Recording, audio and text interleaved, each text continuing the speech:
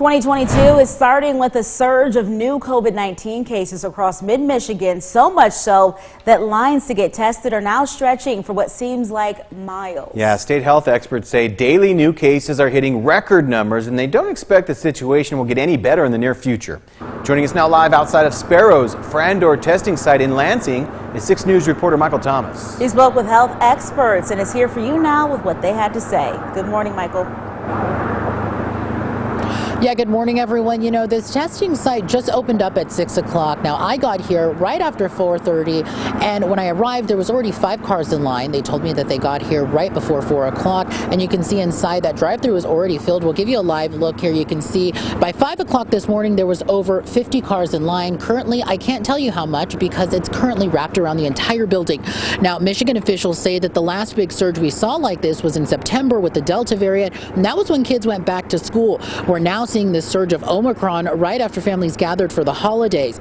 Now, Monday, the state of Michigan reported more than 60,000 COVID-19 cases, and that number is expected to grow. Now, with Omicron being so transmissible and easily catching, officials say that you can expect staffing shortages, hospitals to be overcapacitated, and longer lines at these testing sites. According to the CDC, last week, hospital admissions across the country were averaging around 14,800 per day. Now, that was less than last year when less people were vaccinated. Michigan Chief Medical Executive says this all leads back to basic mask wearing and being vaccinated.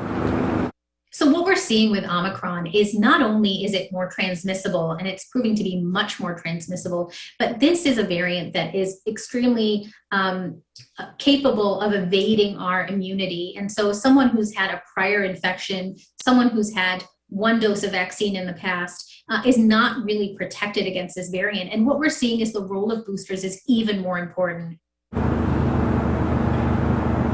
Now, I'm currently over at another part of the building. I walked about 25 feet so you can just see. We'll give you a live look. Now, this is going down the side of the building. You can see all of these cars.